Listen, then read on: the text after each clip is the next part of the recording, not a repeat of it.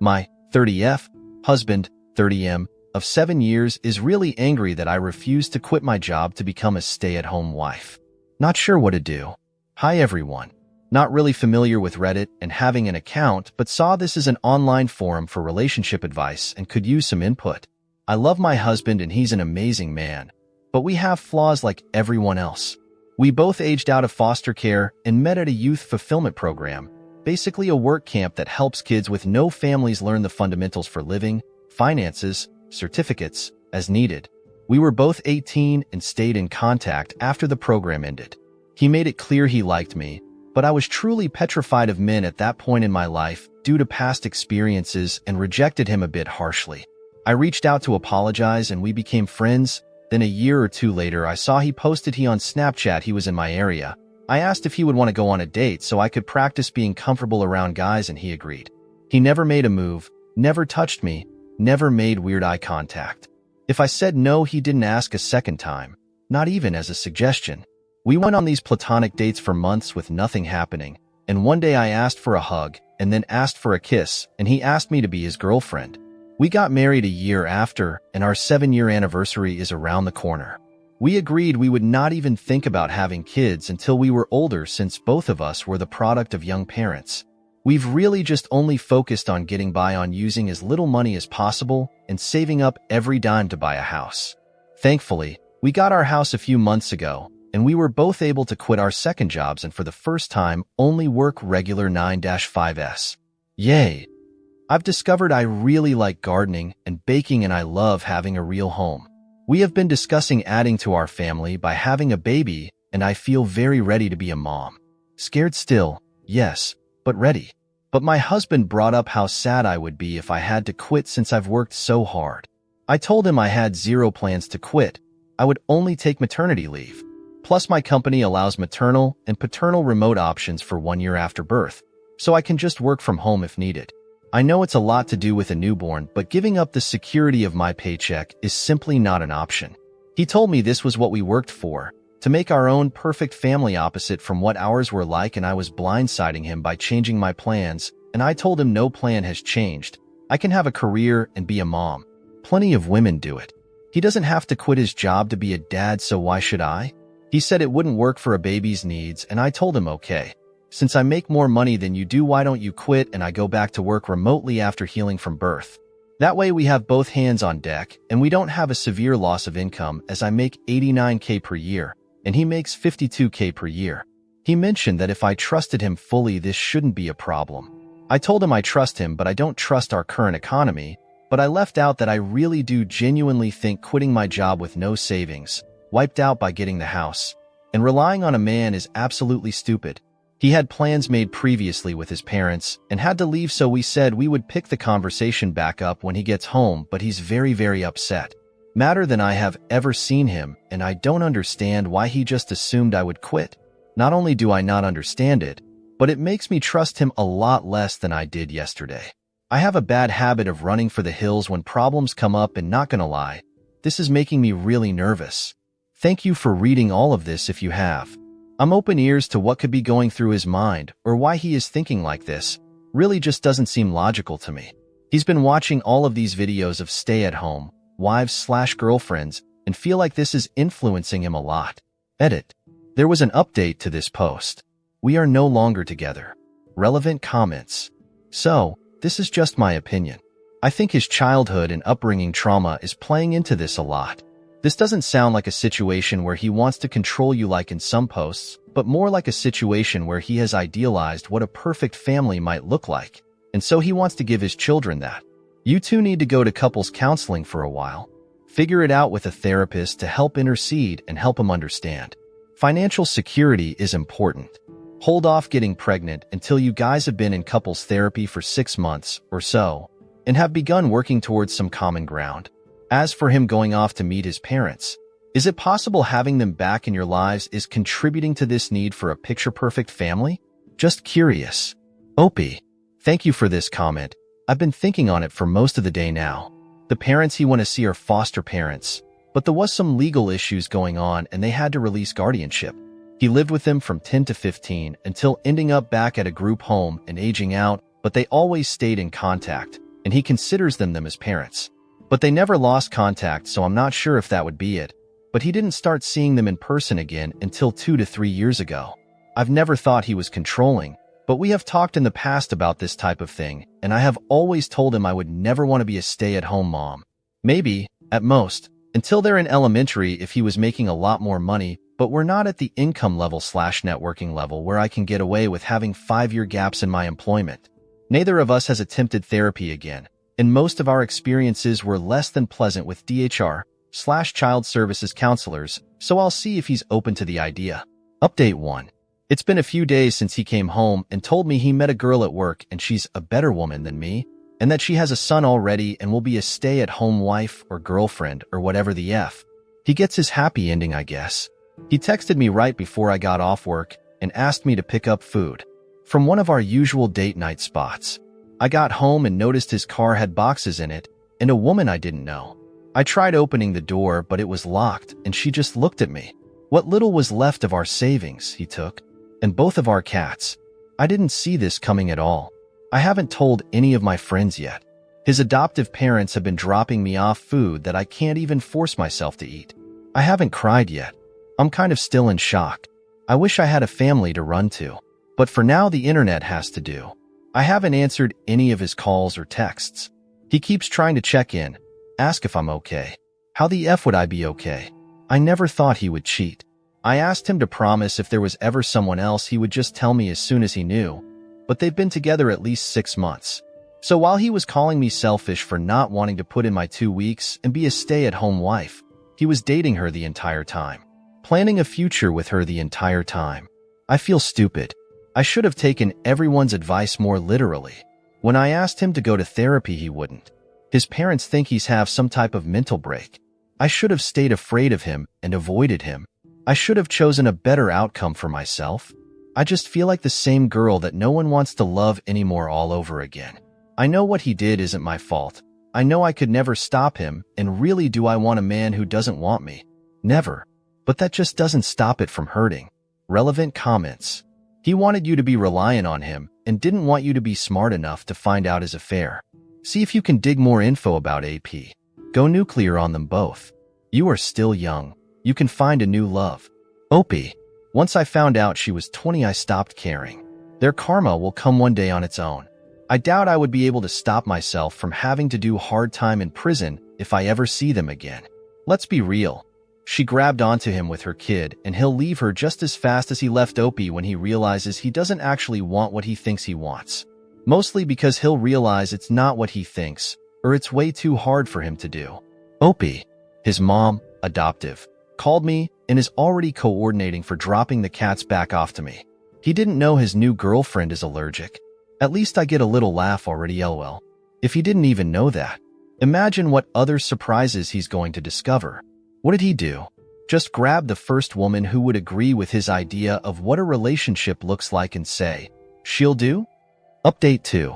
Really want to say thank you from the bottom of my heart to all of the people who reached out to me with well wishes.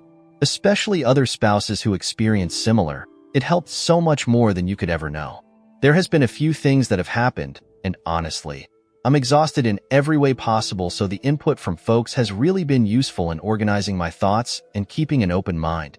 I couldn't help it, but for days I compared us and wondered what the F he could have been thinking until I realized she's a carbon copy of his biological mother, or at least the stories he heard about her since she died when he was 5. I hate that I feel bad for him still, even after what he's done, but we offered him support for his thoughts. We urged him to go to therapy. I even offered to pay for it myself, and he was too prideful. I lost both of my parents too, at an older age with even more core memories with them. So it wasn't a boat he was in alone. But he chose to act like it was and wallow in self-pity. He called me on our 7-year wedding anniversary, minutes after midnight, whispering apologies and saying he feels so guilty. I asked for what, and he just said, well, you know, what we're going through. I told him, no, it's what you're doing. We are going through nothing. I was abandoned by my husband, exposed to God knows what while you were effing her, and coming back home to me. We were still having sex like every single day. So I made sure he knew just how disgusting I thought he was. Then he got pissed and told me he only started cheating because I couldn't follow his lead. Sir, look where you led yourself. Our entire marriage I've pushed him career-wise. Hell, the job he is right now I applied to on his behalf. Meanwhile, I'm pretty sure he doesn't, or didn't even know what my full job title is. I pushed him to reach out to the adoptive parents when he started getting family obsessed, but neither of us were ready for a kid. He went on about how I broke my promise first when I decided I didn't want to be a real mom by not quitting, that I was turning his adoptive parents against him because they are refusing to meet his new girlfriend. He blamed me again and then had the nerve to say that this could all be put on pause if I can learn how to make decisions that benefit a family and not myself. I asked point blank if he was insinuating that we could get back together if I quit my job. He told me, yes, I will always love you, but you make things more difficult than needed. I hung up and blocked him on everything. Spent the rest of the night hugging wine in the bathtub and wondering what the hell kind of person I had been sharing my heart with. The next day he went public with their relationship, posting a photo to Instagram, and most of our mutual friends reached out, with my closest friends commenting less than kind things on the photo. As it turns out, he and his new girlfriend have been together for 7, almost 8 months. She is 20, her son is around 2. I reached out to her ex, the father of her son, who she had left to be with my ex-husband. She moved out in the middle of the day and took their kids, so he was just as blindsided, if not more, than I was. We met up and went for a walk, stopped by a bar, literally cried, laughed, hugged each other, sang songs way too loudly and sobbed in public like a lunatic, but it helped so much. We also made sure to exchange evidence for any court battles. I'm a little iffy towards him for now, considering that they had quite the age gap. She was 17 when they met, and he was 26. He said she lied about her age, and they met at a college party, and then next thing he knew she was pregnant. He gave her money for an abortion, but she came back with baby clothes instead. So he tried to do the right thing and moved her in with him. Also, she's not actually allergic to cats. She just hates them. She also was very aware he was married and has been to the house multiple times. He admitted he had cheated on her before their son had been born, while she was pregnant, but that she didn't tell him she knew until after she had moved out with their son. He said he was still texting her every day, not just about their son, but also about possibly working things out. He wants her back, but she seems to be head over heels for my husband, just like I was. I told him good luck, but yeah, not the direction I'm going in at all. This time he made his bed, and he will lay in it for good. Our chances of reconciliation are 0. I have never accepted someone back into my life after a betrayal, and it won't start now. At first, I wanted to make sure the divorce was going to be short and as simple as possible, even if it meant giving up some things. But after that conversation, I have decided I'm fighting tooth and nail for everything I can possibly get. I live in a no-fault divorce state, but my state does have special laws for adultery, can still sue for it here, and the divorce attorney I've consulted said it looks pretty good that I won't have to pay him alimony. He also told me to look into every single banking transaction in my accounts, as he did not think they got an apartment on his income without some extra cushion, aka my money, and he was right. Last year my ex-husband told me he got really into stock trading, and if he could invest some of my money as well. Guess who was never doing any stock trading, and the screenshots he showed me were all fake/pulled from somewhere else, and he had been sending that money to his girlfriend or saving it for their new place. I've been pretty enraged since finding that out. He asked his adoptive parents to ask me to allow him visitation rights to see the cats, after he had to give them back once he realized his new GF is allergic to them. I relayed that he needs to first run me my effing money and then take it up with the judge. I didn't think visitation was a real thing for pets, but according to my lawyer it very much is. I officially filed for divorce yesterday, and he emailed me quite the colorful email about how selfish and bitter I am for not putting my pride aside and being so fast to file for divorce and refusing to let him stop by the house to see the cats that now he's accusing me of cheating. I read somewhere that you never really know someone until you're divorcing them, and I can truly confirm that is true. I felt like you guys deserved some sort of update considering how much support I was given. I can't share more details for now, but really thank you all again. Update 3. Went on my 3rd date after filing for divorce from my husband. I was stupid and got married at 23. We met in a foster youth program. Long story short, I didn't want to be a stay-at-home mom since I was the breadwinner. He found someone younger and dumber who would. I wish Reddit let you effing change usernames, but here we are. I had to pick up another job to make sure I'd be able to afford the house on my own, but when my regional lead for my main job heard about it, they gave me a promotion that actually cut down my work time and gives me more money. I still kept the second job. It keeps my mind busy.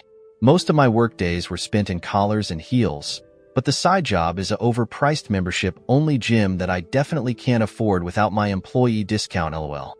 I've had a few guys approach since I filed the divorce paperwork, but I just wasn't feeling up to it. And even though I stopped wearing my ring the day he moved out, I still felt guilty. Like I was betraying him.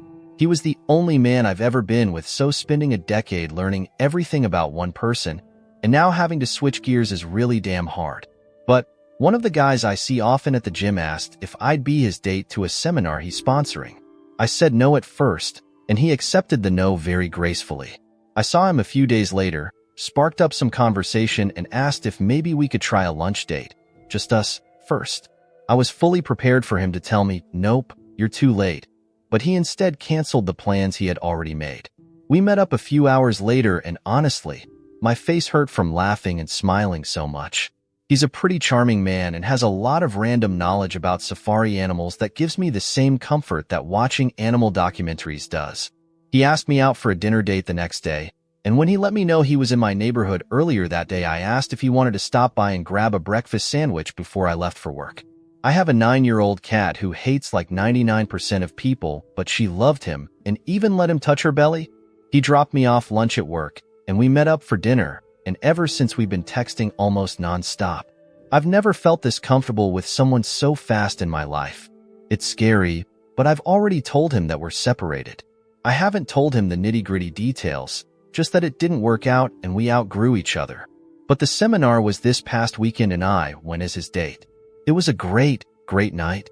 I tried champagne for the first time, had the best conversations with some of his associates, and did a little professional networking too.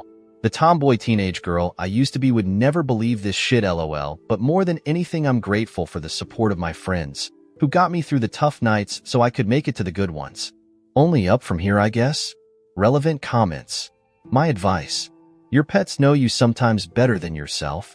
I have several, but my point is go for it at a comfortable pace. Your cat gave him the green light. So do baby steps and let this bond grow. I'd be an asshole for I keep going because you are obviously smart, so go have fun and let life give you what you need. This guy sounds like a winner in my book. Opie. Oh, we will be keeping it completely casual. I don't want this bond to grow too much. I think it would be a bit tacky for us to date either way, for other reasons. It's just nice to have someone to laugh and smile with. I plan on being single for sure for at least the next 3 years. I owe it to myself. Final comment from Opie. A marriage is only valuable if it's mutual and both parties are honest. One day I will have a real marriage, but what I had wasn't that.